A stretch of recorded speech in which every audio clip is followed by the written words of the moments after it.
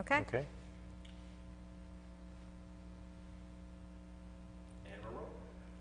My name is Nancy Dillette, and I'm an academic associate at Arizona State University, and I'm an oral historian. Today is November 15th, 2004, and I'm joined by Dr. Noel Stowe, chair of the history department at ASU, and he's director of the public history program. And together we're going to interview for the Arizona City County Management Life Members for the ACMA Oral History Project. Today we're interviewing Peter Starrett, who was a legislative reporter in Tucson. He was assistant to Arizona Governor Sam Goddard. He coordinated federal aid programs for the city of Phoenix, and finally was assistant city manager for Phoenix from 1976 to 1988. And we're fortunate to be in the studios of Channel 11, the City of Phoenix cable station. And we're documenting the history of life members in order to share the values and principles of people who created the council manager form of government. So we're going to start at the beginning with you, Mr. Starrett, and tell us where and when you were born. Well, actually, I've always claimed Belfast, Maine to be my hometown, but I was born in Worcester, Massachusetts. My father came from Belfast, and all of our relatives were there, and we've lived there intermittently and in the summers and so on. So I really consider myself a native of Maine. And what year was that you were born in Maine? 1927. 27. And I went to high school down in a little town called Hollidaysburg, Pennsylvania, and joined the Marine Corps at the end of my senior year. That was right at the end of World War II. And got out of the Marine Corps in 1946 in time to enter Tufts College. And I studied government and history there. But I also edited the college newspaper. And when I got out in 1950, I went back to Belfast to be the news editor of the Republican Journal. The Republican Journal has nothing to do with the upstart party of Lincoln. It derived from the Republican Democrats. It's an old newspaper. And I stayed there a couple of years and went on to the evening newspaper in Bangor, where I met my wife, and then went to work for the Portland Press Herald and Sunday Telegram, and I did that for about 4 years, ranging around northern Maine, which was a lot of fun, but not much future in it. And then we moved to Arizona. It occurred to me one day driving to work that I really wanted to live someplace where when you put your foot on the brake, something effective happened. And so I lined up a job with the Citizen and went out there. I spent about the first 5 years there as the City Hall reporter. I had done municipal government before and other jobs, and I really enjoyed that part of it. Then I became a general assignment writer, and I did a bunch of series of articles about governmental problems in Arizona. Among them, water and school finance, which was a big hot topic in those days, and state taxes. And Sam Goddard, who was running for governor, had apparently been reading all these things and called me up occasionally to talk. He was a practicing attorney, and so when he decided to run for governor, he asked me if I'd come up there with him. And I didn't honestly think he was going to win, but I said, yes, sure, I'd do that. And so lo and behold, he won. I was on a kind of extended personal tour of Europe at the time, and I was in a little hotel in a terrible rainy morning on the Riviera, or the Italian Riviera we were in.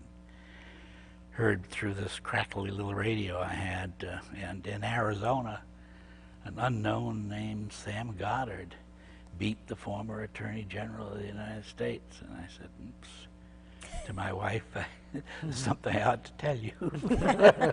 And so when I came back in '65, I put in a few months at the newspaper and then came up here to be one of his special assistants. Dennis DeConcini was his administrative assistant. And we had a good group of people there. After he was defeated for re-election, we set up a polling business and did that for about 18 months, and then he decided to run for governor again. In those days, the governorship was a 2-year. And so I went with the campaign, and after we lost that one, I decided to get out of active politics. And so I went to my good friend Jack John Dabalski, who was the director of the League of Cities and Towns, and said, what do I do now? And he said, well, the first thing you got to do is cool off and get the right letters after your name. So I trekked out to ASU and got an MPA. And then in the course of that, I worked for the Arizona Daily Star, which is the morning newspaper in Tucson, and mainly covered the State House and the legislature. I maintained my residence here and continued to go to ASU. Excuse me. And so once I got my MPA, I went to work for the city of Phoenix doing federal aid. I had done a lot of federal aid while we were in the governor's office, and so I had a pretty good fix on it. So I did that for, maybe a year or less, and then they promoted me to be the intergovernmental coordinator, which is a fancy word for lobbyist. And I was working the legislature. I also had responsibility for federal legislation, and at that time they got the Man in Washington program, which is to say a member of the Washington establishment works part-time for the city as a lobbyist.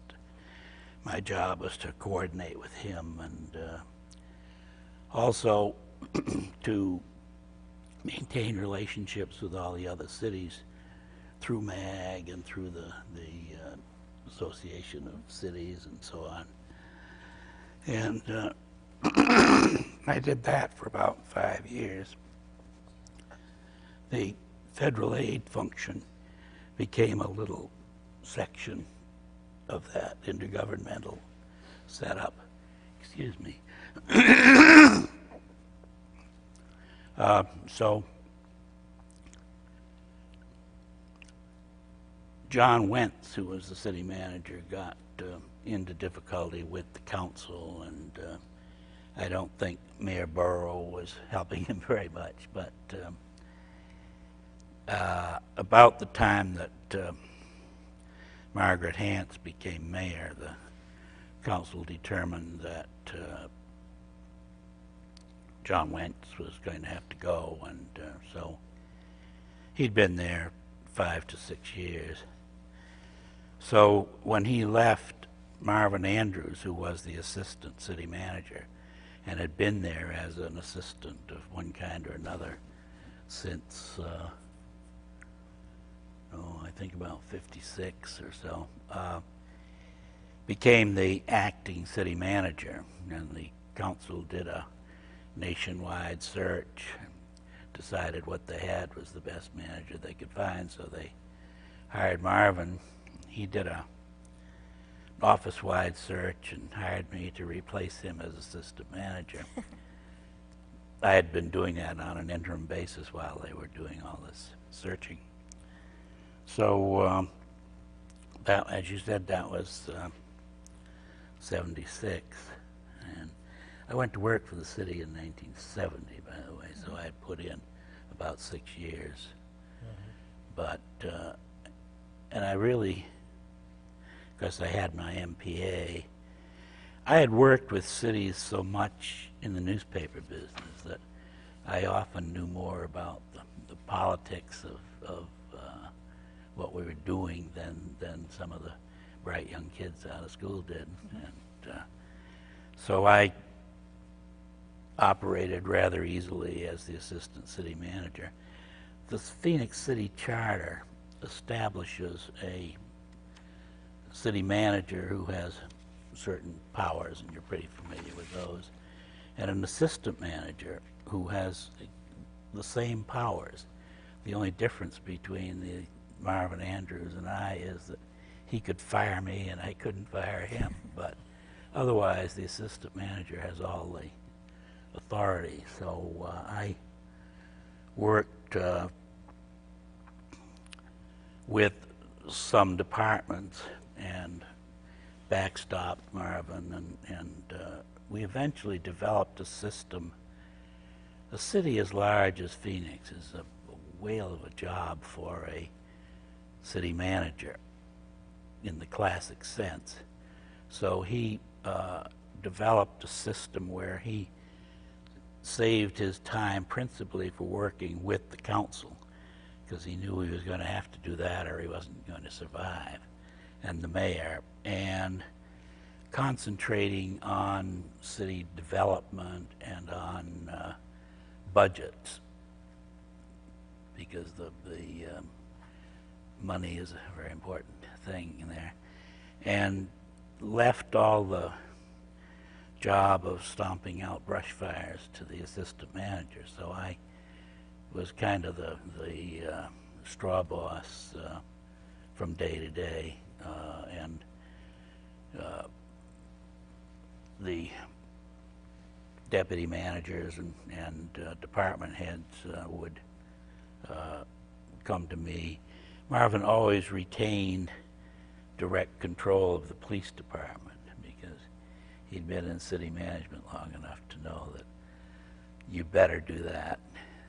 And I maintained control of the fire department for the same reason. Those two departments are very dangerous politically, and you want to know exactly what's going on with them all the time, and you want to keep them happy.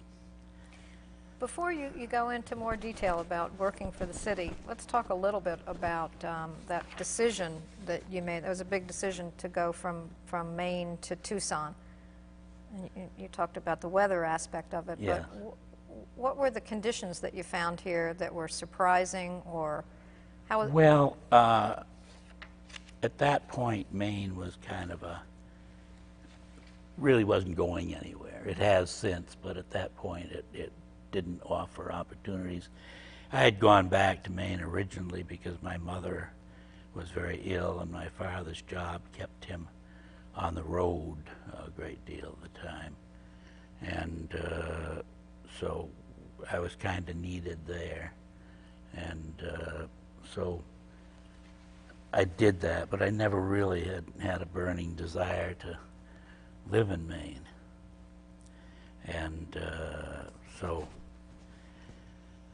combination of the climate, and I also have allergies, hay fever and things, and I was told that Arizona would be a great deal better, but mostly we just wanted a change and we wanted an opportunity to be in another place, and we've been here now since '57, and we've always been very happy, so it was a good move for me. How did you happen to pick Tucson over Phoenix, for example?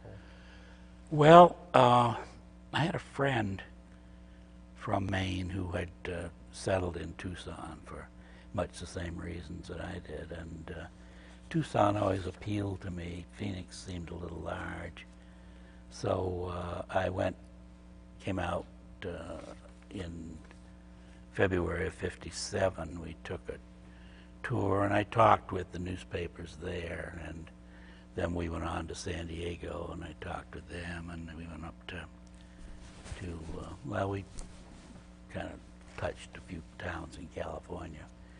And of all the places we went, we thought Tucson was the nicest, so I wrote them and said I'd like a job, and they said, okay, come out here in August. And I said, well, gee, I understand it's kind of hot in August, why don't I come out a little later? And they said, no, this is the assistant publisher, who I found out later was responsible for a little student newspaper that the students put out. He said, nothing much goes on here in the summertime, but in September, school starts, and that's when things pick up, and you can get used to the thing if you come out in August, and by September you'll be ready. Well, the day I walked in, they said, quick, sit down and take a rewrite from the, I just walked in through, I said, sit down, take a rewrite from the police reporter. We've had a deputy sheriff who shot his mistress. And so I said, okay, so I wrote that story. And the second day I came in and they said, quick, grab a rewrite phone. The Oklahoma oil man has killed his wife and his sister-in-law, who was his mistress. So on, so on. So this went on. Every day we had a murder or a drowning or something. And every afternoon the skies would open and the streets would fill with water. And it was all pretty amazing to me. And we had an underpass near the paper, which we called Lake Elmira. And one of these days, some idiot took his car and his family drove into the underpass and drowned them all. So at the end of the week, the assistant publisher came along and said, how do you like it so far? And I said, it's pretty exciting. I can hardly wait till school starts. But at any rate, I did a lot of governmental kinds of work, and when I got through with politics, I just determined what I wanted to do was get into city administration, and the MPA was a door to that. Could you try to characterize for us just a little bit about, you said you wrote a series of articles about water and school finance and taxes. Could you try to characterize for us what was the state of those issues at that time? Well, water, as you know, was a big problem. And there was something called the Central Arizona Project. Nobody knew what that was, except a few cotton farmers. And the city of Phoenix was up against a tight water problem. In fact, Don Hummel, who was the mayor and became a very good friend of mine, called me one day and said, I'm going to get Tucson back into the Central Arizona Project, and you've got to help me. And I said, oh, okay. First thing, tell me, what is the Central Arizona Project? So I wrote a pretty definitive water series and explained where the groundwater came from and what the problems were and what the Central Arizona Project was designed to be and the problems involved with it. And at the time they brought the CAP into Tucson a few years back, they had a little ceremony to have the water coming.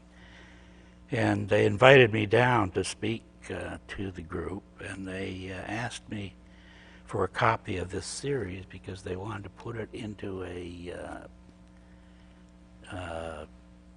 little vault capsule they were putting into the ground for future consumption, because it was a pretty successful series, and but they felt it explained the problem Tucson had in the 50s and 60s. And the tax thing was the same way. Nobody quite understood the state taxation, and I wrote a long series on it. And school finance I did, which was a really hot button at that time. So I picked certain districts and compared their expenditures and so on and so on. It was a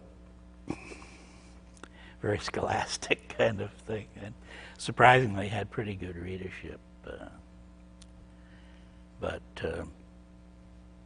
Sam had read all these, and he came over and grabbed me by the neck and said, we're going to go to Phoenix and try all these ideas of yours. They didn't work very well, but it was a good experience. You mentioned the Booz Allen Hamilton plan when we talked before. And when I came to the city of Phoenix, which was about the middle of 1970, they were just in the process of implementing that and kind of shaking down. My biggest familiarity with it was their efficiency unit. I've forgotten what, they had a better name for it than that, but that's really what it was. And when I went there as the federal aid coordinator, I was put into the budget and management department where the federal aid and things got managed. And that efficiency unit, which went out and studied departments and made recommendations for ways they could be reorganized, and tried to spot a lot of, in cities, well, I guess in most governments, you get an awful lot of kind of useless activity because we've always done it this way. And their job was to look into things we've always done this way and see if there wasn't a better way to do them. But the Booz Allen Hamilton program Phoenix's greatest problem has always been growth, or ever since I've been familiar with it. And as you know, Phoenix was a little kind of central western cow town, and during the war it was rather corrupt. There was a lot of prostitution and bad things going on here. And finally a group of citizens, Barry Goldwater being one of the principal ones of them, said, well, it had a management form of government, but the charter was terribly outmoded, and the manager wasn't professional, and the city structure wasn't professional. And so they wrote this charter, and with a strong city manager focus to it, and had a popular vote and adopted the charter. And after that, you had many years of charter government, so-called. And that charter government was an institution where a group of prominent citizens got together every couple of years and picked candidates for the city council and for the mayor and so on. And it worked quite well for many years, but the problem was that the city was growing all the while, and this charter they had written was a kind of a classic manager council government document that called for a strong city manager who did this and this, and kind of envisioned a city council of prominent businessmen who left the bank a couple of times a week to come down and sit around a table and make city decisions. And the city rather quickly outgrew that, was in the process of outgrowing it even while it was taking place.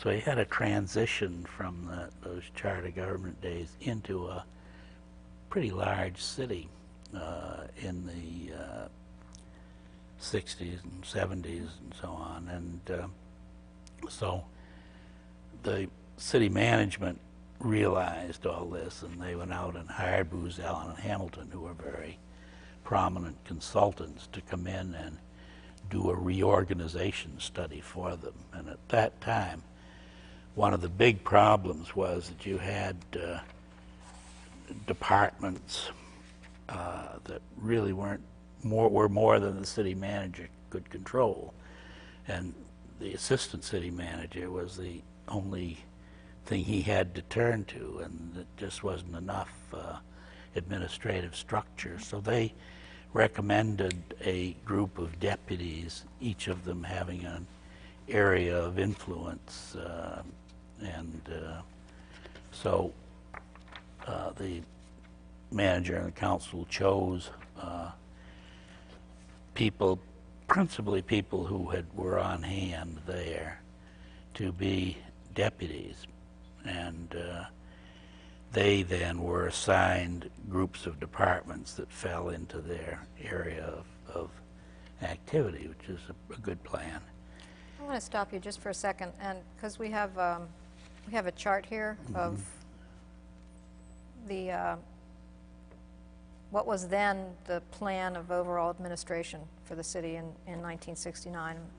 Just like to put that up, and then we'll move to the one that was recommended that you're talking about.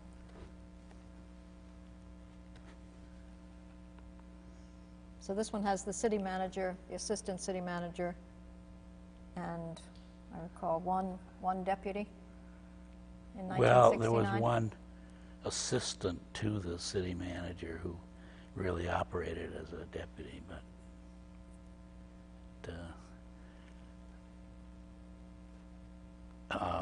you can see there were quite a number of departments, and the city, there are a lot of activities in the city that don't fall neatly into a department. We're sitting in the middle of one of them right now. So the creation of the deputies formed an umbrella under which you could tuck those functions as well. And can we move on to the one that was proposed by Booz Hamilton? This is 1969.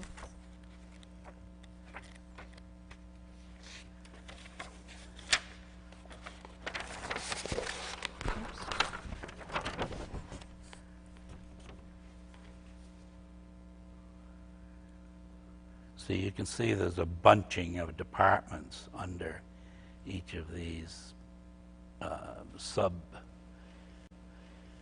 leaders, and that was the point, was to bring them into an area with a deputy manager. And then you can see some of those little offshoots are functions that were assigned under that setup. So then we're moving to 5 deputy managers. Yeah. Okay, thanks. And that went on for a while, and then one day the city attorney, Joe Purcell, who had some guys working for him, why they did this, I'll never know. They were having difficulties with the manager, and Joe was a good city attorney. Is this the preceding manager? This was John Wentz. And somebody politically may have inspired this, but at any rate, he came forth one day unheralded with an opinion written by one of his bright young men that said, essentially, because the deputies are not mentioned in the charter, as is the assistant manager, then they have no standing. They can't be officers of the city because there's no basis for them. And so they can't function. Well, that just simply destroyed the organization of the city, and this was all in the process of John Wentz being fired, and so they operated in a kind of a de facto manner for a while, and John was let go, and Marvin became manager. But at the time he became manager, several council members said to him, "This organization is impossible. If you're going to be manager, do something. And furthermore, get rid of some of the departments, because as the city grew, they simply created another department and another department, and you had an awful lot of them." So, What other things led to Wentz's demise here? well, city managers traditionally last about 5 years. And the fact of the matter is that once you get a new mayor, and this particular mayor was Tim Burrow, you've got a city manager who was appointed by the last mayor. And there was a little power struggle there, because, as I say, the charter gives the manager certain powers. And John Wentz was an excellent manager, came up through the system. He'd been the manager of Beverly Hills and et cetera, et cetera. And he was not really prepared for the kind of situation you had here, where the city had become big, and the councilmen were not people that dropped over from the bank. They were politically based themselves, and spent probably 40 to 50 to 60 hours a week on council business, and spent a lot of time on constituent nourishing to keep their political base up. So you had a political system overlaid on what was a nonpartisan, small-time council manager form of government. And that caused friction, and John, instead of creating ways to take care of it, simply insisted that there were certain priorities he had, and that those were the way the charter read. And it's true. But the council wasn't about to stand for that, because they needed a lot of these things that they were doing. They needed to do them. So that led to John being at odds more and more with the council. He and Tim Burrow never really got along, and that caused difficulties. I had known Tim when I was out in the legislature, so he used to come in and talk to me in the early mornings, and why I never knew, because I wasn't obviously the mayor's man, but he thought I understood him, and so we had some talks. So I had kind of a window into his thinking, and he felt that you really should have he felt rather strongly that you needed a strong mayor system, and that one of the ways to do it was to get rid of the really professional manager. And then he didn't follow through at all. He, after one term, I'm sure he could have been reelected, he left, and kind of left the door open. Margaret Hance, who had run for the council as a charter candidate, decided she wanted to be mayor. And the charter government, in its wisdom, said no. I think some of them had problems with her being a woman. I think she had been arrested in a drunk driving incident, and they were kind of tut-tutting about that and so on. So she said, well, the heck with him. She's going to run for mayor anyways. And that really was the beginning of the decline of charter government a part of it was that people who were involved in it really were too busy making money and didn't really want to spend an awful lot of time on the charter process. But at any rate, they selected their candidate, and she defeated him and became the mayor. But and she and John Wentz really got along reasonably well. And I think at one time she tried to talk the council out of it, but the damage had gone too far, and she finally agreed that he should go, and she talked it over with Marvin and with me at the time, and we said, you know, there's nothing much you can do. The votes are for him to go, so he went. Does that answer your Yes, question? Yeah. Thank you. John was a very classic manager, and I think, as I said to you on the phone, Phoenix is a contradiction. You've got a charter designed for a small to medium-sized council manager city, and you've got the sixth largest city in the nation here. And in many of the classic big cities, you have a strong mayor system, and and a council system where you have the council is really a legislative body or 40 or 50 people. And so I think it's really the genius of Marvin Anders that he found his way around all this and served for 14 years or so, and left in good graces with the council.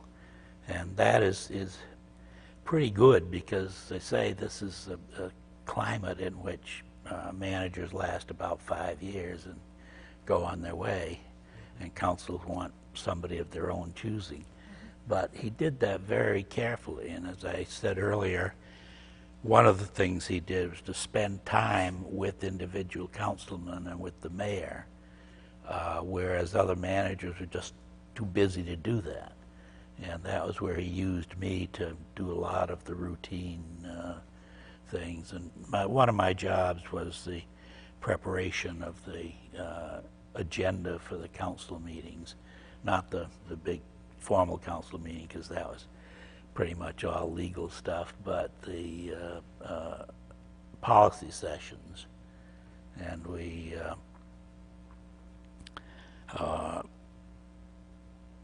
that's where you really get down to the nitty-gritty of what you're going to do. And my job was to bring problems along and arrange them on that agenda. And my job was also to see that people followed through on what the council decided, because one of the problems we had under John Wentz was that things would fall through the cracks, and then the council would come back and say, what have you done about this? And John would find that the department head or the deputy or somebody he had trusted hadn't done it. At any rate, Marvin became the manager, and we... Can you talk to us a little bit about that process? You said the city looked nationally for a manager and then decided to hire from Well, within. What were the kind of they almost characteristics? always go out, city like this, they want a manager, they go out and hire a headhunter who comes in and talks to the council about what kind of manager they want, and they usually specify they want one who wears a brown shoe on his left foot, and all kinds of nutty things. And then there are certain places you advertise for a professional manager, and you spell out the salary and the requirements, and managers, you usually for a city like this get a lot of applications, like 70 or 80 or 90, and then the headhunter helps, and you narrow it down to a short list, and then they send out the invitations to the managers, and these are all supposed to be very private, confidential, because the manager's running another city and his council's not supposed to know he's applying. And somebody always talks to the press, and there's always a story about these guys who have applied. And at any rate, you bring them in, and there's a series of nowadays they have exams, so-called, and it's not really an exam as you'd think of in an educational institution, but it gives the applicant a chance to express himself on paper on the various things that councilmen are interested in. And then you have a series of interviews and things, and then it eventually narrows itself down to the applicant. And in Phoenix, rather frequently, they do a nationwide search, but determine that the guy that they've got available is pretty good. And that is because Phoenix really, in fact, has an excellent staff and excellent training systems. And as you know, it's been declared the best managed city in the country several times and so on. So at any rate, the councilman said to Marvin as they hired him, you got to do something about the organization of the city and the way this is. So he thought about it a while. Marvin was very, very good at kind of churning something around in his head for a while. And then one day everybody went away to a conference of some kind, and Marvin and I pulled out of it and went over to one of the bank buildings and got a meeting room and sat down with our charts and our papers and doped out what we wanted to do. What we wound up doing was taking several departments and merging them. And I'll have to confess, we did that more on the basis of the abilities of the people in place in these departments than we did necessarily on what went with what. But as an example of one of the things we did was to merge the library, which was a department, with parks and recreation. And a part of the reason for that, there was a lot of stomach ache about that in the library, professional library field. They just had never heard of such a thing. The librarian was going to work for the chief guy who passed out basketballs. So, but we did that because Chuck Christensen, who was the head of the park system, was an excellent administrator and had done a wonderful job on developing parks over the city. One of the programs I had as federal aid coordinator was to get money to buy small parks around the city where there were pieces of land that were about to be gobbled up for development. And I managed to get a lot of those, and Chuck managed to get a little bit of development into them as we went, and it really was a good system, worked well.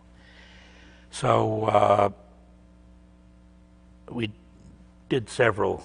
For example, we had a real estate department. It was a separate department, and it went out and acquired land for the city and so on. And the manager of that was an excellent guy who ran an extremely tight ship, but he had a very small department, and his talents really weren't well used. The finance director who ran the finance department was a very nice and talented guy who just hadn't grown with the job, and but very, very efficient, nothing wrong with him. He just wasn't out front. So Marvin just combined, he put real estate in with finance, which makes some sense, and appointed the real estate director as the head of the department. Left the guy who was running the department as the finance director, which meant he was the one that arranged for all the bond issues and signed things and all. And that satisfied him well enough. They were both Mexican American, as luck would have it. Back to the putting together the library and parks, was the idea in putting the guy from parks so that you could create satellite neighborhoods throughout the, satellite libraries throughout the city, or, No. or why the combination? Just to shrink the number of departments and Oh, okay. Nothing, no content, not driven well, by what needed to be done for the libraries? if the librarian, who was at that time an older man getting ready for retirement, had been a more active overall administrator, you probably would have put him in charge of that department. But we had, as I say, a lot of this was based on the abilities of the people involved, and Marvin didn't hesitate to be pragmatic in that way. But that the people on the library board, for example, were all aghast that this would happen, and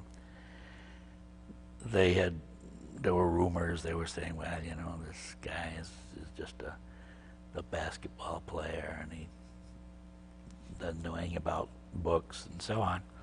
So Chuck Christensen, being a very strong personality, put on his shorts and jersey and went down to the meeting at the library board, which they had scheduled, and I think carried a basketball in his hand, as I recall. Said, well, you know, here I am. And then he said, okay, now we got rid of all that nonsense, let's talk. And he finally impressed them that he was a very good administrator. He later became a deputy manager and was very good. Got himself killed one day by not wearing his seatbelt.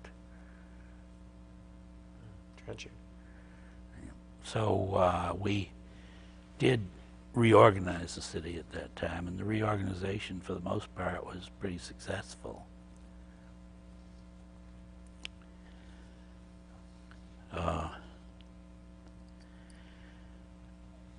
Going back to the charter for a minute, a lot of the operation of the city now, Frank Fairbanks, who I hired into my federal aid system in the early 70s, was a very able kind of guy. He had just come back from the Peace Corps in Central America and had a degree in master's degree in economics and was very good for that kind of job. And he caught John Wentz's eye rather quickly, and John brought him into the manager's office to be assistant to the manager, which was a good job. And so he worked hand in glove with Marvin and I. He was Marvin's executive assistant, and he came to understand all of this. And I think it was very lucky that he became the manager, that they didn't choose somebody from East Cincinnati or something, because Frank understands how to operate the city with this problem between the charter and the actual practice.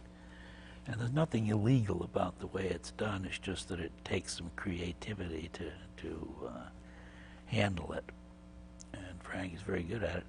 He's been in that job, I think, now longer than Marvin was there, if I am correct.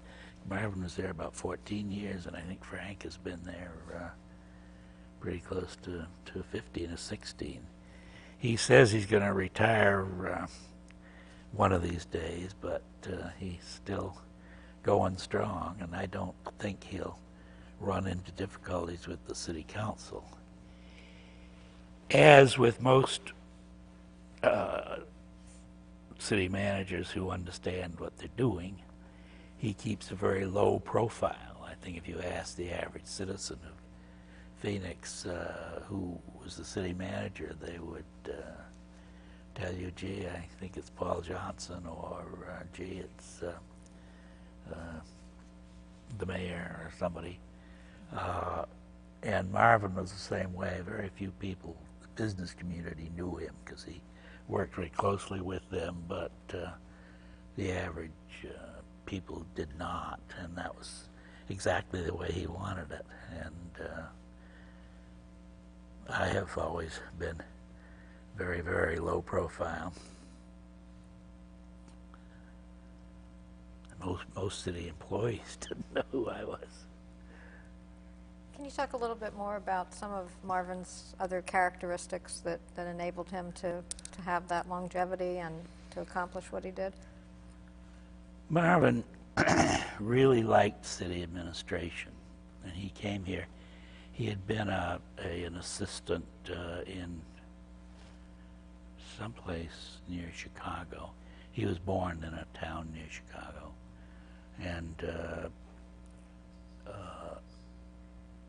came out here to be an assistant, administrative assistant, under a guy named Wilson, who was really the first professional manager that Phoenix had, as nearly as I can determine, and had been here ever since. And he really liked administration. He liked the city of Phoenix. In fact, I would almost say he loved the city of Phoenix. He considered it his client, and he was going to do the best for it. And I think Marvin's abilities really were that he was an extremely sincere guy. You know, he's nothing dubious about him at all, and he always.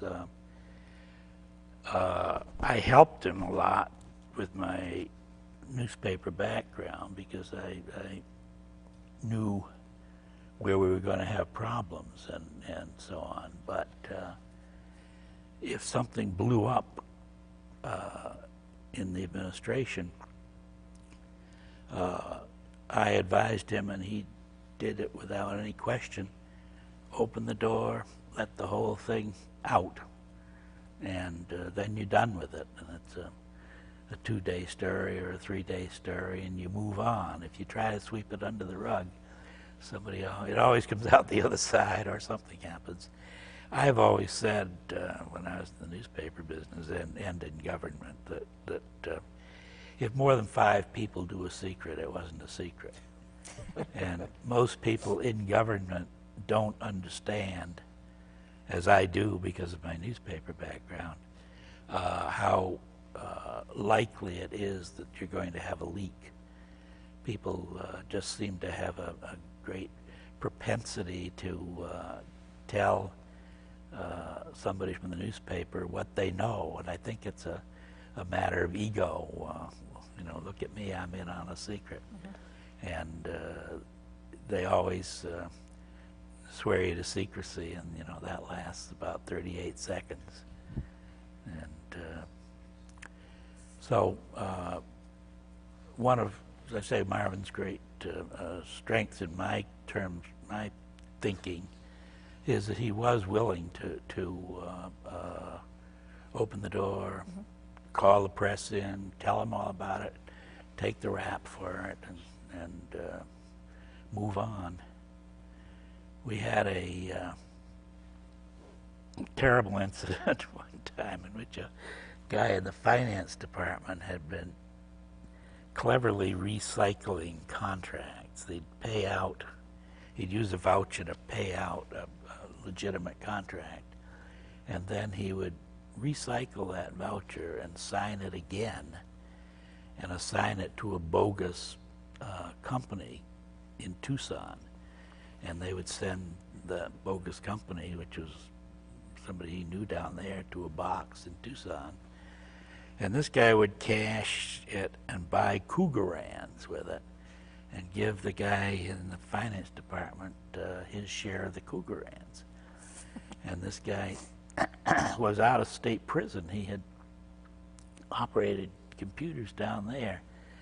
Mistake we made, one of my manpower programs that I had going was the PEP program, people in public employment or something like that. And we were hiring a lot of people to provide employment. It was the government was trying to boost up employment. We hired this guy who was out of state prison, but they hired him at a opening level, and nobody checked him out. And he turned out to be very good. He knew how to run computers. He knew all about finance. He quickly rose to a responsible place in the finance department, and because he was there, he didn't get screened. And so here we were, sitting there with egg on our face. This guy had... So how was that handled? Well, one of the things, the city has programs that backstop this sort of thing. And it was eventually somebody was going to catch up with him, because you had a certain amount of money laid out for these programs that he was signing off on, and suddenly it wasn't working just right. Eventually the city auditor would come in and say, hey, you know what, I don't understand this. But, and that is kind of what happened here. And so they caught him, and they found a stash of Cougarans in his motel room. And the city attorney looked into the matter and decided the best thing to do was hold the Cougarans for a while. We had an advisor who told us the price of gold is going to go up. Well, the price of gold went down. We should have sold the Cougarans earlier, but at any rate, once we knew all this, Marvin said to me, you know, okay, now how do we do this? I said, Marvin, we get all the facts together and we put them on a fact sheet, and we call a press conference and we tell everybody everything, and then it's over with. You're going to get laughed at, but you don't have it hanging over your head. So we did, and other than that, Marvin was really willing and able, I stress able, to work very hard and very long hours. He paid for this. This is stress. Mm-hmm. Stress has a price to it, and he had a quadruple bypass back in the early 80s. I was in Maine on a vacation, and Frank Fairbanks called me up and said, you better get back here because Marvin's going in tomorrow for this bypass. So he did that, and that kind of took a nick out of him. He was very, very careful what he would eat. I would always go into his office, and he was munching on his turkey sandwich because he was supposed to eat 4 or 5 times a day, and he liked turkey sandwiches, and they fitted the cholesterol problem. I had my own quadruple bypass shortly after I retired, but other than that, I think it was just Marvin really wasn't a great sparkling personality, but he was very good one-on-one, and he worked very much that way with councilmen, and he wasn't shy about doing a councilman a favor within the city setup. The councilman says, hey, get my wife's cousin a job.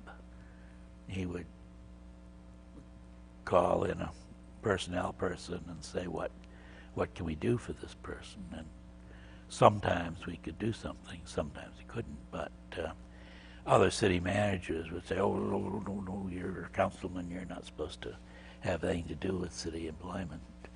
So I say these are the ways you find your way around this problem.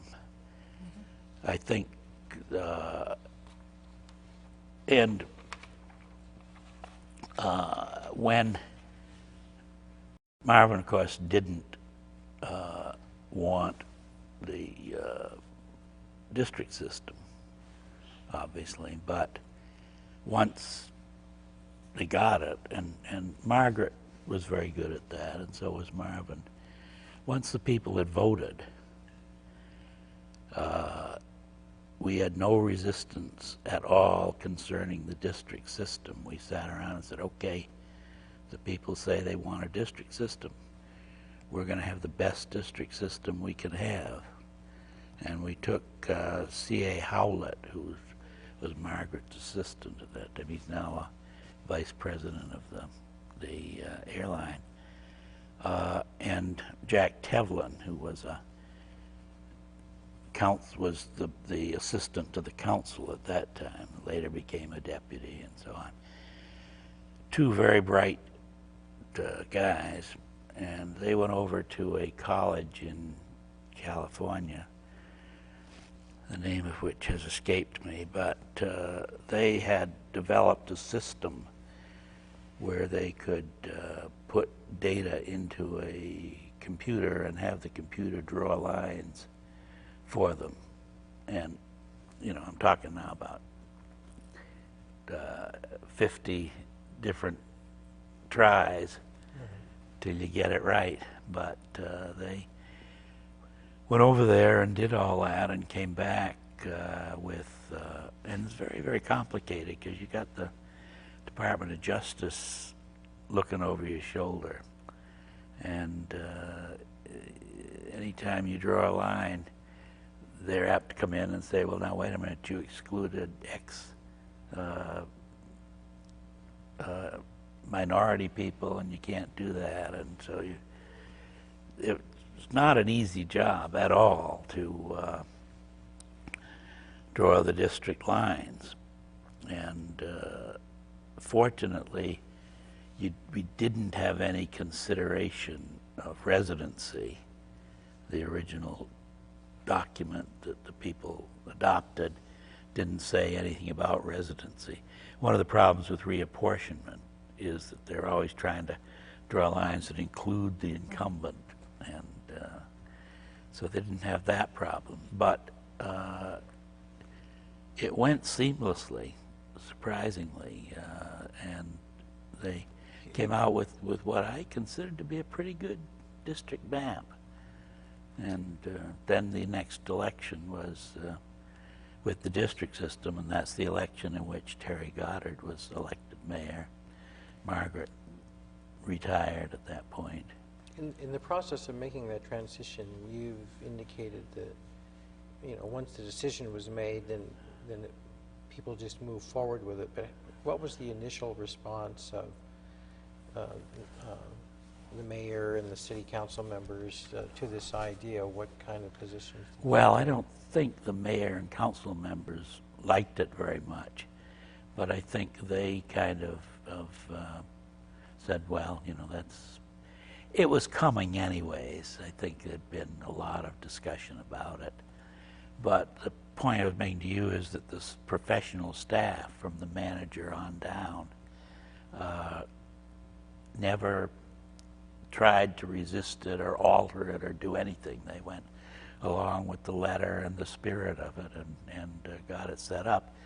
And Terry, who was an old friend of mine because of, you know, I knew him when he was 18 years old, was very impressed with that because he had thought that the city staff would drag their feet and try to throw monkey wrenches in the thing. But, and it's worked reasonably well. It's worked about as you thought it was going to work, but Phoenix continues to grow, and you need now to have more councilmen. And you'd probably need some councilmen at large because the system gets more and more parochial as you go along. And so I would imagine one of these days somebody will propose a charter change in which you have more councilmen and probably more districts and some council members who are at-large councilmen and represent the entire city. And you may even shift a little, on paper, a little bit toward a strong mayor system, because the mayor right now in the charter is simply another councilman with duties to convene. He doesn't really have an awful lot of authority to appoint or direct, although he does that as a practical matter, but you probably will have some movement to give him a, you probably are headed eventually toward a system where the council is legislative and the mayor is administrative, and you probably give the mayor, take the mayor out of the legislative system and maybe give him a veto power or something, I don't know. And then you set up some kind of system as to who has the final word on the budget. City of Phoenix has a very good budget system, and the writing on the wall is always pretty clear as to what revenues we've got, and nobody ever wants to raise taxes, so you don't do that. So you've never really come to budgetary loggerheads there, but sooner or later you will. They have this committee system where councilmen have these departments and committees, and I haven't been around since they did that, so I don't know, but I would assume that behind closed doors there's a certain amount of wrangling about my department and your department and who gets the budgetary pie, and eventually that will lead to some trouble openly where there are different objectives to putting the budget together. But so far I think the magic of the system has been that you've had excellent budget directors and excellent budget preparation systems, so that by the time the budget hits the council, they're all pretty familiar with what's in it and what has to be in it and what can't be in it, and so you don't have an awful lot of pulling and tugging about it. Well, it would seem also that the system is flexible enough to accommodate what you're talking about here, with a stronger mayor rather than it's on paper, and the council and mayor and the city staff as a whole accommodating things to... The system really works with the city manager having certain power and authority in this administrative domain, and the mayor having certain power and authority in the administrative domain, and the council having their own power and authority as the legislative policy-making body. And it works pretty well, but if you, and I don't think you're violating any laws really, but if you sat down with the city charter and interpreted it very strictly, you could raise a lot of hell, because it just isn't operating the way the charter people thought it was going to operate. But as I say, that was a different place and a different time. You've mentioned Terry Goddard a few times here being a strong supporter of the district system and making the change, where there are other very forceful advocates of this Well, idea too at the time? he that you had a might mention? whole group of people working with him, including, I believe, firemen and policemen who saw some political advantages to having a district system. And he put together a group of people, really, but he was the head of it, to advocate a district system. This is a grassroots organization, though, he wasn't in part of city government then. No, it was a grassroots grassroots. organization, but and it was really an anti-charter government organization. It really didn't draw in the business community who would run things around here up until then. It was a pretty strong grassroots. And it was, I think, involved with unions and so on. And it really was a turning point, almost a watershed in Phoenix city politics, because it shifted from a failing small city system to a stronger large city system. But as they say, it has its weaknesses, and the city has really kind of outgrown that. Was there anything in the grassroots movement going on within the city that helped spark this along? You mentioned the growth of the city and moving from a government that's more appropriate for a small city to one that's more appropriate for Well, larger. you had a feeling on the part of a lot of people in Phoenix, some of them fairly responsible, powerful people, that you had to do something about the charter government system, that it had outlived its usefulness, and that the people who were running it had kind of gotten old in the job and weren't relinquishing, they weren't bringing in newer, younger talent and broadening themselves out. They had a kind of a clique of people, and they were, as I say, when they finally, Margaret was elected mayor, that they continued to function, but that was the turning point where they began to lose their power. And when the charter government system came in, that pretty much, when the district system came in, that pretty much ended the reign of charter government. Were there specific things that were going on in the city? Diversity issues, the riots in South Phoenix.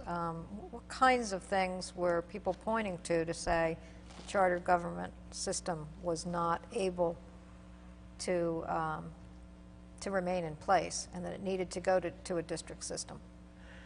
No, you really didn't have, you had riots and things, but those were way earlier than all this. It wasn't the same timing.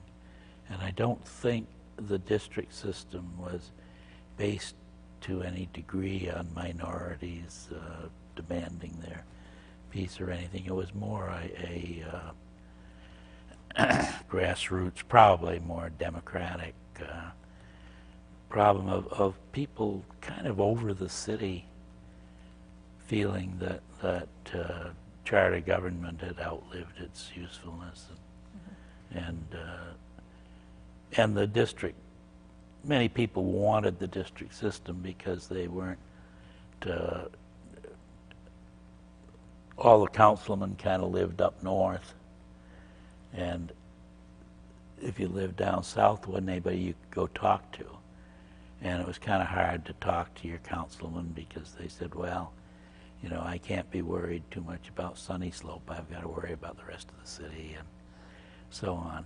And so the district system gives people a definite council person to go talk to and say, hey, can't we get a park or a traffic signal in our district here? Was this also, though, the time when the older neighborhoods in the central core of the city began to organize and to move along in preserving some of their identities as well? Because you mentioned the council members living to the north, and so are those things Yeah, coming to the some of fore? that was going on. And Terry Goddard is a great, he's a very broad person, and he's kind of a populist, and he went for the district system for that. But he's also very much interested in history and preserving culture and so on. He lives in a little house in the inner city that isn't what you'd think he would be living in, but he loves that old house, and he loves the old parts of the city, and he really is constantly on the lookout to preserve parts of the city, which is surprising for a person who's as populist as he is. What were some of the other, talk a little bit more about the mapping and how you came up with the number of districts and that actual process.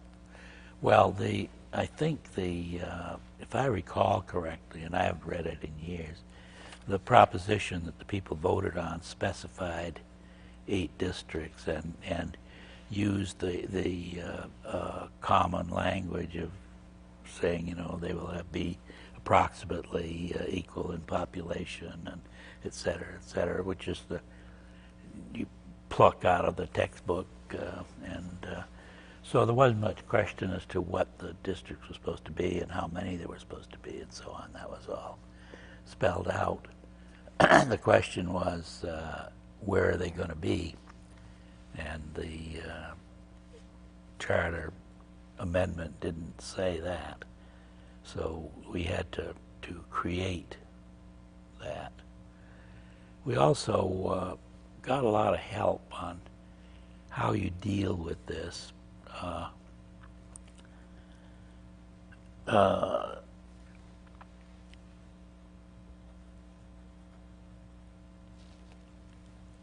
There was the city of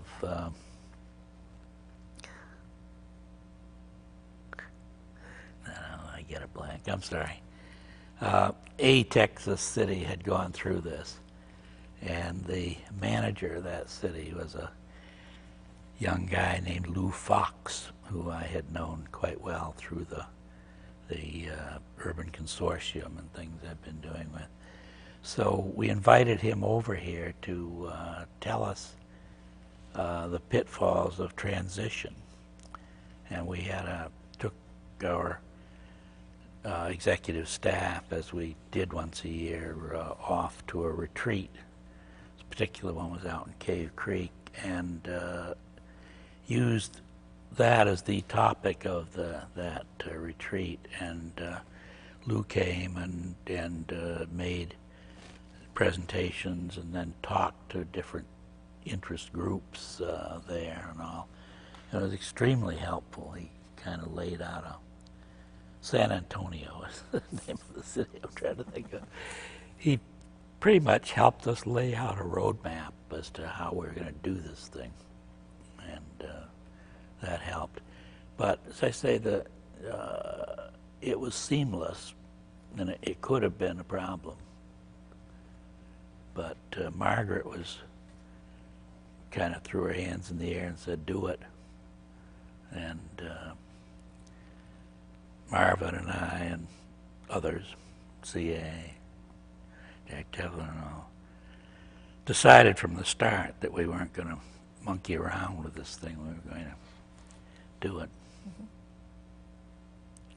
And how long a transition period was it before you actually were able to get district representation, considering people were already on the council?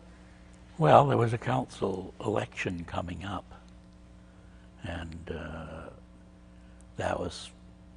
when we did the transition. Was the new councilmen were elected from districts, and they came in and assumed their council seat as the councilman from that district.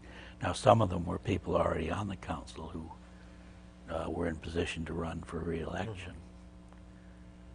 And Terry Goddard came in as the mayor at that point. But it was pretty much a changeover. You had quite a, so you expanded from 6 councilmen to 8. And but as I say now, the council is really too small for the city. You've got councilmen who represent twice and 3 times the number of people in the Arizona legislature represent. Mm-hmm. And that makes an awful lot of work for them, because the more people you have in your district, the more problems you have. And so councilmen have to, and a good councilman wants to be available and to get at those problems. So you need more councilmen to share the load. And just how you do that, I don't know. I think you probably create maybe another 8 districts, I don't know. You might have 8 more districts and a 4 councilmen at large, something like that. But I'm talking off the top of my head. I haven't really looked at it. Tell us more about these executive staff retreats, how they were handled, how often they were, and what was really the purpose of them. Well, Marvin was very aware of the pressures that executives in the city were under, and of the need to have them all pulling in the same direction. So he set up things that hadn't happened there before. They had these executive retreats once a year, and then several times a year, Marvin would have his own executive staff, and I guess department heads, deputies. We had a guy named Dave Morrison, who was an industrial psychologist out of Chicago, and he came out to work with the staff, and he would sit with us on these executive retreats. And we'd do all kinds of things. We frequently went to Marvin's cabin up in Pinewood, and were there for a couple of days, and just a really good chance for the executives who don't have much time, you know, and to have time to talk to each other, and Dave would do little things with us, including sitting down and doing relaxation techniques and wolf calls and all kinds of things that he dreamed up. And it was pretty helpful, because you frequently have little barbed things going on among the staff, and this was an opportunity to iron them out and to impress, as Marvin always did, that, you know, we're all in this boat together, and we all better be pulling on the oars together, and we don't have the time or the room for little disagreements.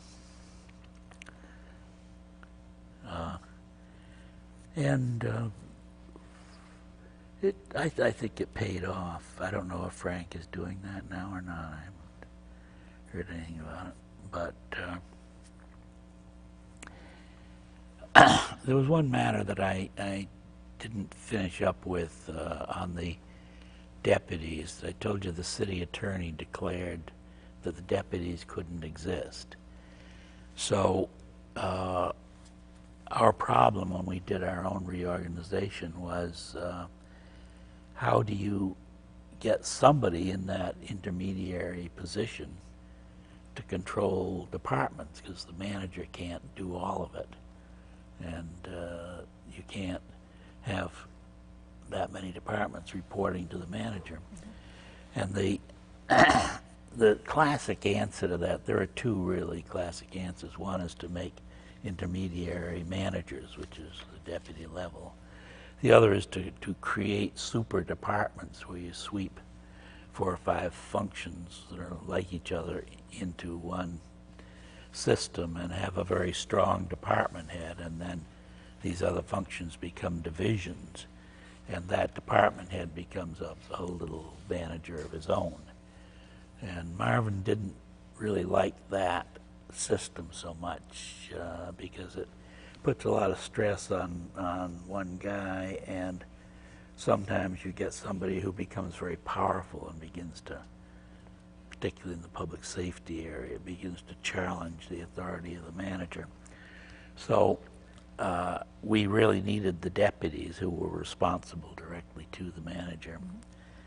And so we looked at it and thought about it and talked to the lawyers and found that the charter says the manager and the council can create departments, I don't know, other things, and offices, but it doesn't spell out what is an office. And I think it meant the office of postage stamps or something, but we went to the city attorney, who was then a different city attorney, and said if we create an office and have a guy who's the head of that office, wouldn't he be an officer of the city? And he said, yes, he would have to be an officer of the city. See, this opinion was kind of idiotic because we were creating departments all the time, and the department head, the department director, was an officer of the city. Certainly not mentioned in the city charter, because you had all these things that were set up after the city charter was written. So we created the Office of Urban Services Manager, and that pretty much went along the line of the deputy managers, and got that established. And the city attorney agreed that these people were officers of the city and they had authority to control these departments. See, that was the big problem before that. They really had no authority. You could call a guy deputy all day long, but if the department head didn't have to answer to him, then he would end run and come to the city manager, and that's what you don't want to have for a lot of reasons. So that, in fact, then became the deputy system, and these people have functioned as deputies ever since, although technically on paper they were urban services managers. Now, whether Frank has ever cured that in the process, I don't know. I think someday somebody's going to have to instruct the city attorney to abolish that opinion and go on about your business, because it made no sense at all. It was a little political move. So you actually created something called the Office of Urban Services Managers Managers. for streets and transportation, Right. and for social services and et cetera. And you swept all those functions into that office. So But were the deputy managers referred to as urban service managers or deputy managers? on paper they were referred to as urban services manager. Their appointment was that way. But rather than say urban service managers, or he said he's a deputy. Tell us about the creation of the cable station for Phoenix. I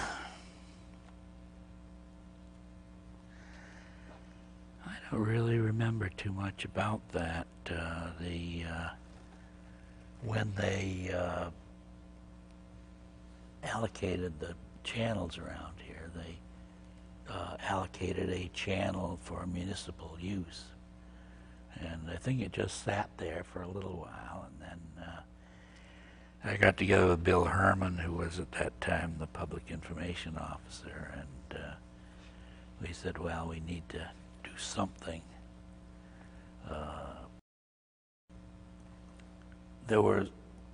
You've always got some people who don't perform the way most citizens do, who are always looking at these things. And we had some people who wanted a city channel, and they wanted to be on city programming, either preaching the gospel or talking about farm prices or whatever.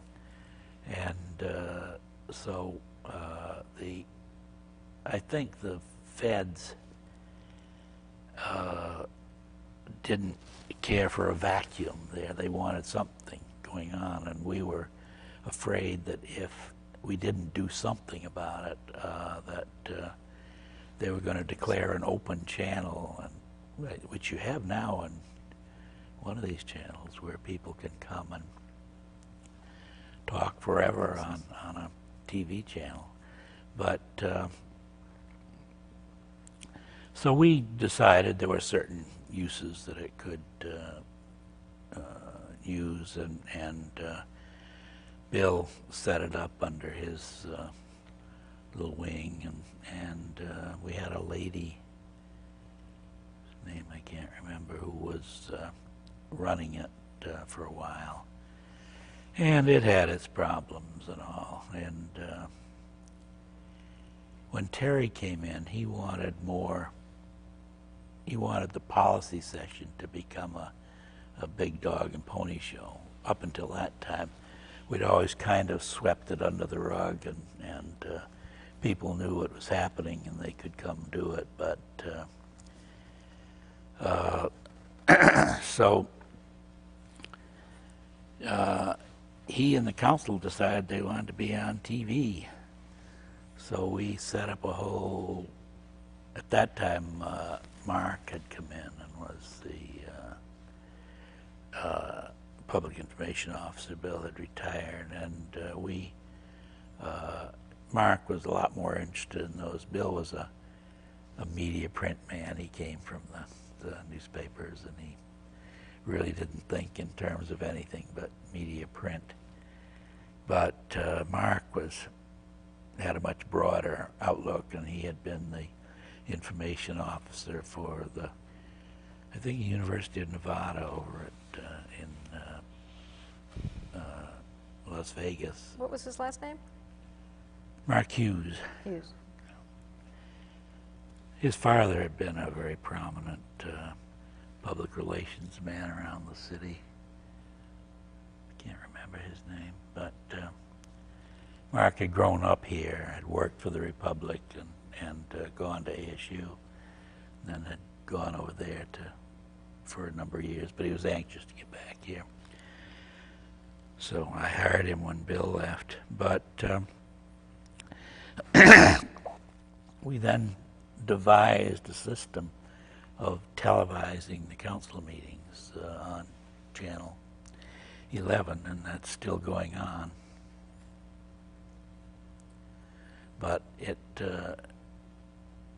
with a lot of difficulties. We needed lights to light them up, and we hadn't had that before. And the council chamber down there never envisioned any particular weight on it. And then the idea was to not have any supporting columns. And you have this shell. Well, the shell holds itself up all right, but you don't want to hang very much stuff on it. And so you had to devise systems of putting in lights and putting in cameras and so on. And there's an awful lot of technical stuff that went into it, but at any rate, we got it going, and then they had a lot of public interest shows that they showed on And I remember one issue we were trying to get money to get what was referred to as a jukebox, which was a machine that would play tapes without having to have a staff there to put them on. So Channel 11 kind of developed by itself on a shoestring. And after we got the council on TV, it became a little bit easier to get some budget money for Channel 11. But that was before the time that this new facility was, funds were appropriated for this new facility. Channel 11 existed in a little suite of offices. First of all, it was in with the Public Information Office, and then it split out, and you needed some space for these machines, and you needed a little studio. But it was a very tight little office that made up the studio, and I think it had a couch and 2 chairs or something. Tell us more also about the Public Information Office and the Motion Picture Coordination Office. Did that come about when you were assistant Yeah. city manager? Actually, the Motion Picture Office was set up before I came to the city. Norman Cravens was a deputy manager and had been various things in the city, and he was very interested in showbiz, and he was instrumental in whenever somebody wanted to shoot a movie in Phoenix, they said, Norman, you take care of them. So we needed somebody to help out the movies and encourage them to come to town. So Norman set up this little office of motion pictures, and I think it was always in the Public Information Office for administrative purposes, although it may not have been. It was one of those offshoot things that nobody quite knew what to do with, and so Bill Herman had it, and he really didn't know what to do with it. But when Mark came along, he was much better at but we had some interesting movies shot here. They had one in which a planetary satellite was heading toward Earth and was going to fall on the city of Phoenix, and they were running around trying to, then they came and shot it here. And they had an initial screening over in the Symphony Hall, and in one scene, the Earth began to vibrate, and the City Hall, I'm talking now about the Calvin Good building, City Hall shook and fell down. And when that scene happened, I heard cheering in back of me. I looked around to see which city employees it was that were cheering, and it was the city council.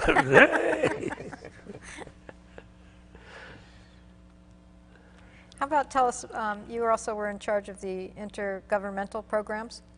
Yes. Can you tell us about that? Well, I have for many years been very friendly with Jack Dabalski.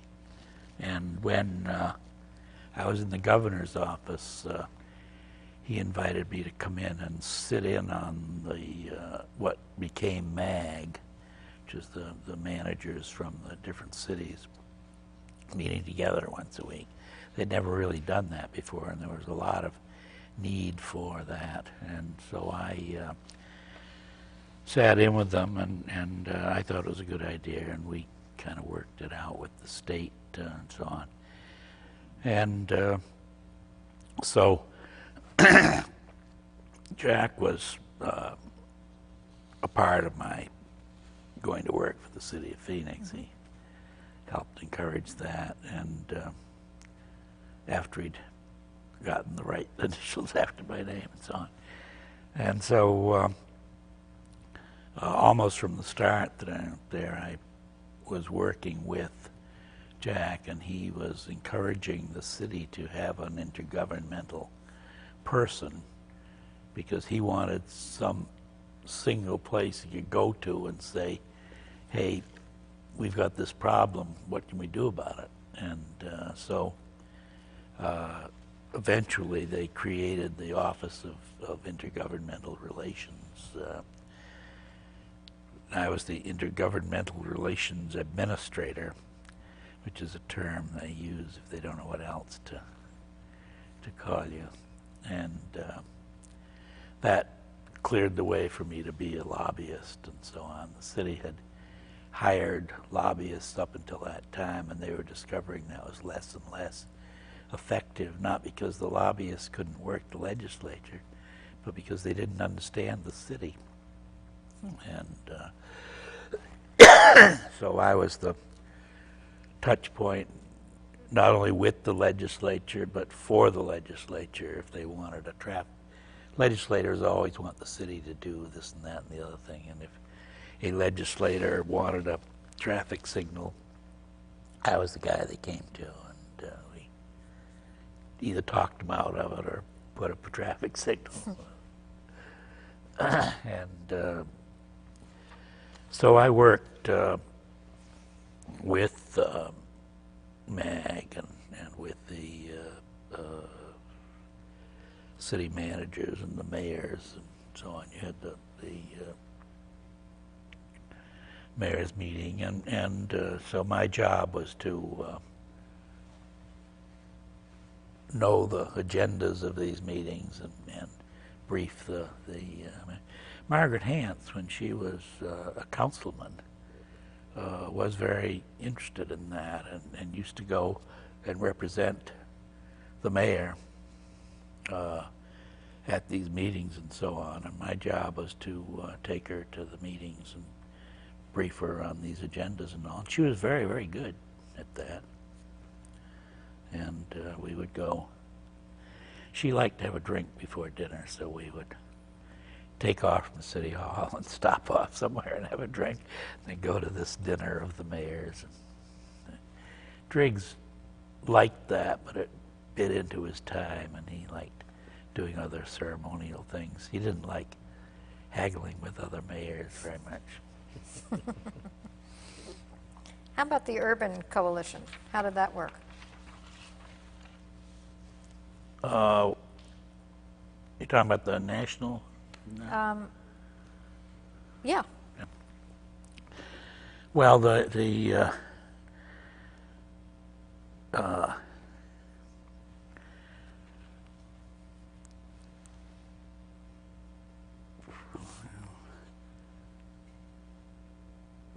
National City Managers Association set up and the National League of Cities together set up a program of trying to innovate technology. The notion was that cities had more and more technical problems, and they would try to reinvent the wheel. And the problem they were working on may very well have been solved by another city. So they set up the public technology. And at the time that I became assistant manager, Porter Homer, who had been the manager of Tucson when I was covering City Hall there and was a good friend, was brought in to organize public technology, and I was appointed by Marvin to be the city's delegate to it, so I went to DC and worked pretty closely with him. And then there was a spin-off from that called the Urban Consortium, and it was a group of cities that got together not only to trade technology, but to tackle major common problems and see if through research and whatnot we could figure out for all the cities how to do this thing. And there were several things that came out of that that were quite worthwhile.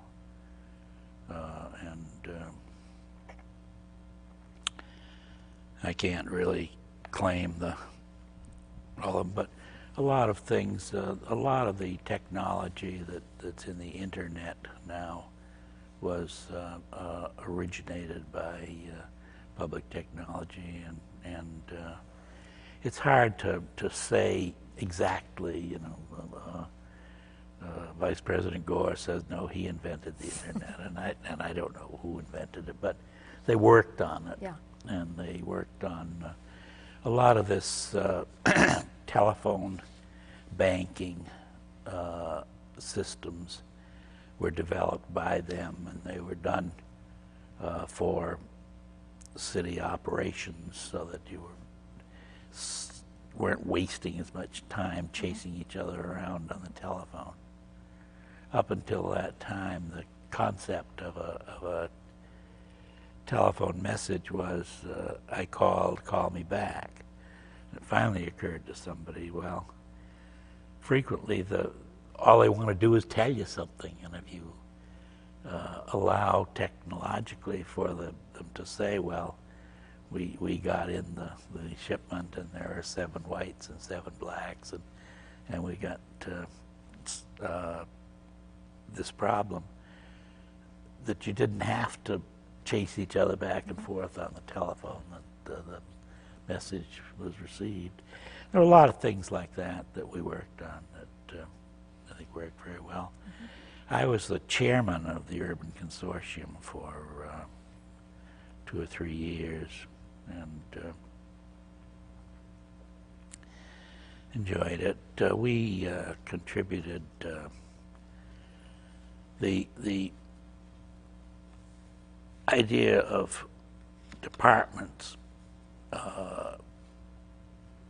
contracting out their function, the city contracting out functions, particularly started pretty much in Phoenix. We were one of the early people to have our refuse contracts and all, and the secret of success there has always been to not let more than 50% of your function go to contract, because then if they want to hold you up in new contract negotiations, you can always use your own forces to work overtime and take care of it.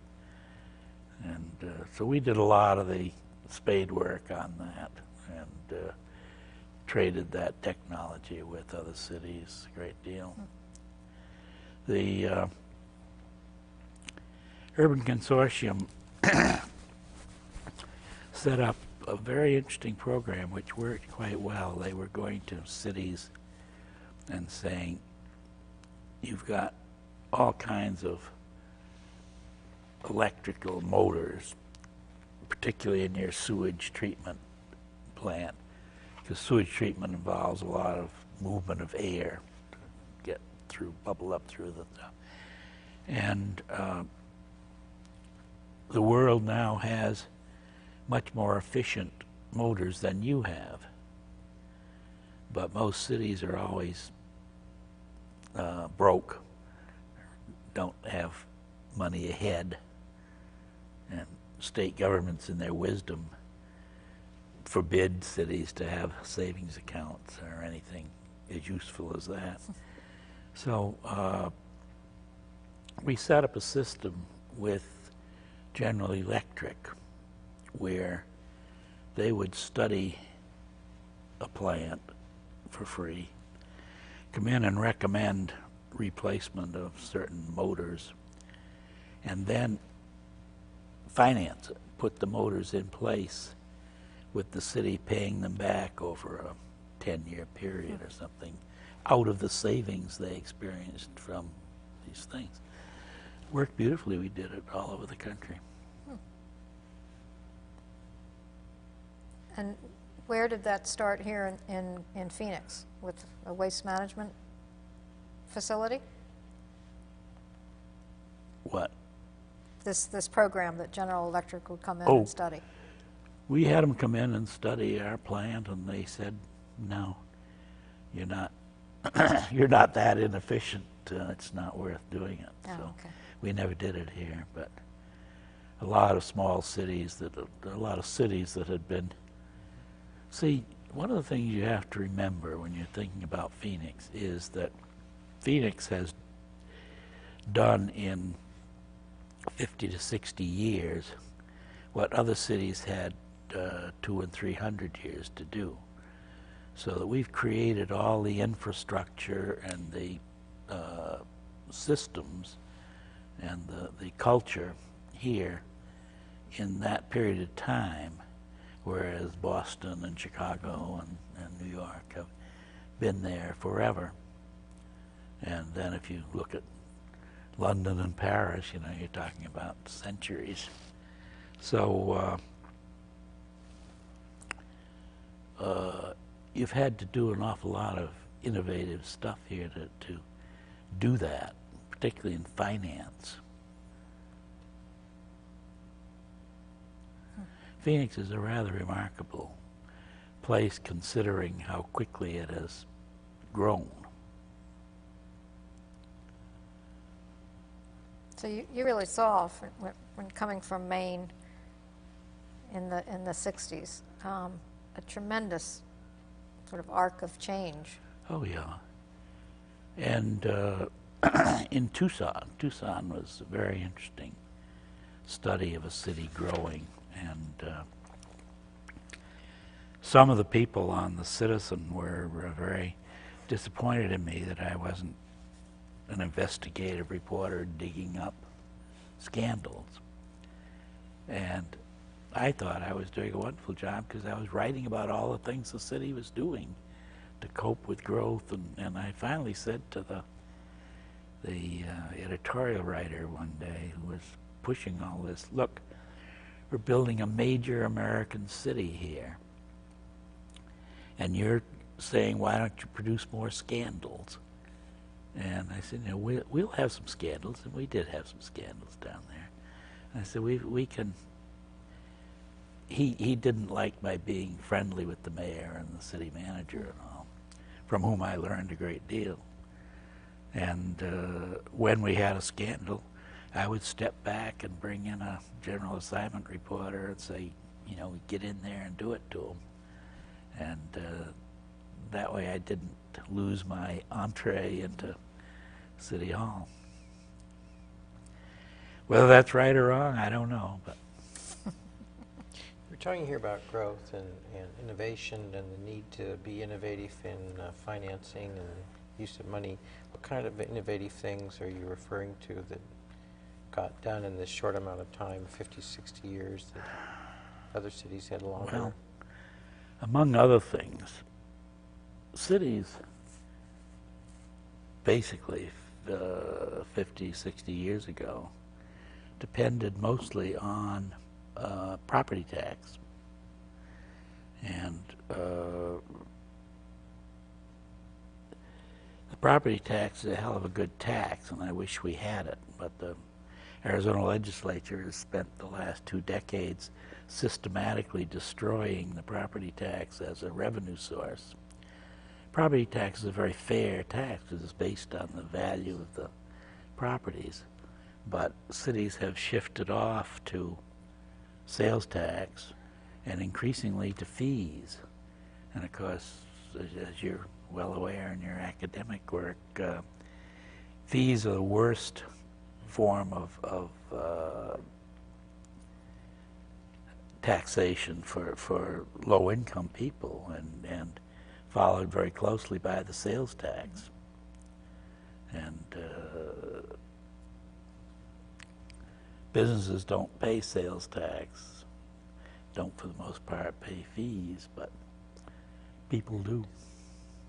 And that's pretty much been the story in Arizona, and it's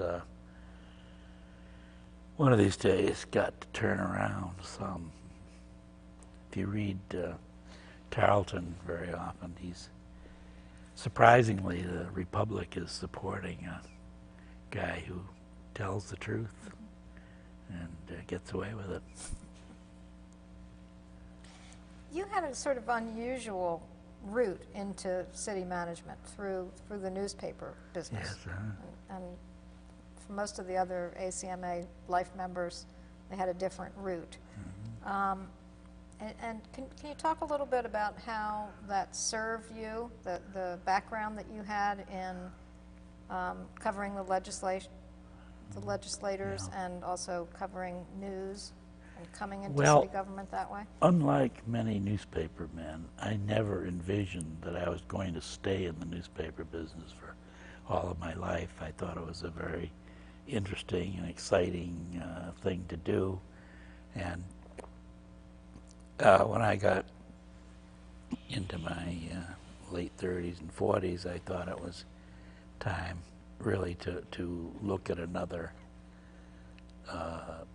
career, and the work I had done with city governments led me to think, well, I wanted to be. And Sam came along kind of unexpectedly and dragged me into government, and I found out that I liked it. It was very satisfying, and I was kind of frustrated in the newspaper business because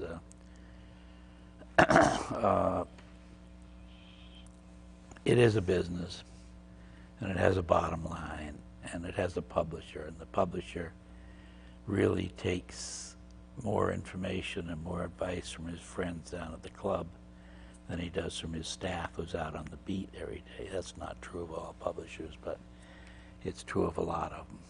And they exercise a tremendous amount of power. And I began to think that newspapers were not a terribly good service to cities, and I still kind of have that opinion, but it's not as bad as it used to be because they've got some competition in the other media who really aren't a good service either, but the two of them keep each other off balance. So I didn't hesitate at all to go into government. I thought it was time for me to do that. It's something about municipal government. I just attracted found it you. very interesting when I was covering city halls here and there, and began to look at management positions and say, gee, I could do that. And I've got some ideas that would work pretty well there. So that was really I wasn't surprised that I changed over. You had a taste of working in state government, though, Yes. and came back to municipal, and so this was a better fit for you? Arizona state government now, but much more so when I was in it, was a nightmare of disorganization. The people who had written the state charter, and you'd had more and more, I think out of frustration, government by initiative and so on, and you just really had a terrible hodgepodge out there. And the governor's office is the worst of it, because the governor's authority at that time was not at all clear, and it was more a matter of pragmatism, of exercising authority than anything else. But it's, with a 4-year governor, it's better. And our present governor had a good training ground in the AG's office, and so pretty much has a good grip on what she's doing. But it's still very difficult to operate the state. We're going to have to wrap it up because you have to go, but just a couple final questions. What kind of advice would you have to younger people coming into city government? You've had a really interesting career serving as an assistant city manager, and with a very well-respected city manager. What kind of advice would you have for people to understand the difference between the role of a good assistant city manager and a city manager? You mentioned before that you have all the same powers on paper, other than being able to fire your city manager. I had a big advantage in that I never really wanted to be city manager. I felt being the assistant manager